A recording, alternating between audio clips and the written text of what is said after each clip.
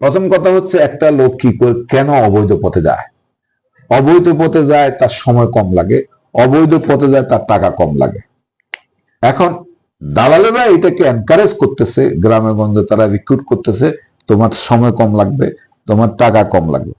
আর আমরা দেখছি বৈধ পথে যাওয়া শুরু করলেই সেখানে যখন মালয়েশিয়াতে একটা অবৈধ শ্রমিক যেতে পারে 1 সপ্তাহ 10 দিনে, বৈধভাবে যাইতে গেলে তার প্রায় 6 মাস সময় লাগে, 5 মাস সময় লাগে, 7 মাস সময় লাগে।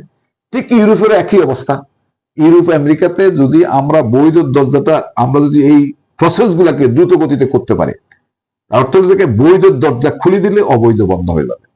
এবং যারা অবৈধ অভিবাসনের সাথে জড়িত, সেই রিক্রুটিং এজেন্সি হোক, ট্রাভেল এজেন্সি হোক, গ্রামের দালাল হোক, তাদেরকে কঠোর কঠোর শাস্তির আওতায় নিয়ে আসতে হবে। এবং এগুলা, এই শাস্তিগুলা বিভিন্ন মিডিয়াতে, টেলিভিশনে, পত্র পত্রিকাতে প্রচার করতে হবে। ইস এ মুভমেন্ট, যাতে করে একটা লোক এই দালালদের খপ্পরে পড়ে অবৈধভাবে না যায়।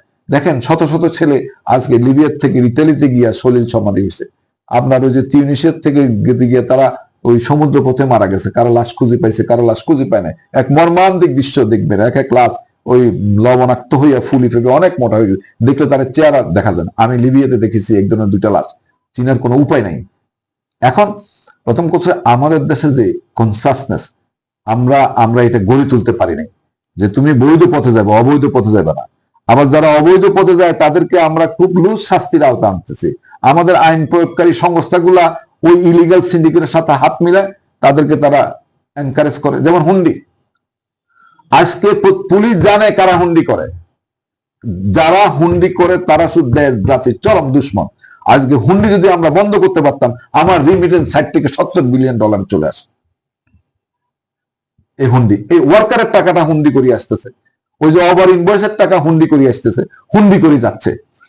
এখন পুলিশ জানে কারা অবৈধভাবে লোক পাঠায়, এদেরকে কঠোরস্থ দমন করতে হবে এবং বৈধ পথে যাওয়ার সময় এবং অর্থের পরিমাণ কমাতে হবে। তাহলে আমাদের এই যে অবৈধ মানব পাচার, এটা বন্ধ হয়ে যাবে। আদালতের বন্ধ করা যাবে না। বৈধ দরজা খোলা এবং অভিবাসন ব্যয় কমানো, এই দুইটা যদি কমাতে পারি, তাহলে আমরা এই যে মানব পাচারকে আমরা ট্যাকল দিতে পারবো, এটা বন্ধ করতে পারবো। সাথে সাথে আইন প্রয়োগকারী সংস্থাগুলোকে কঠোরস্থ এটা দমন করতে হবে।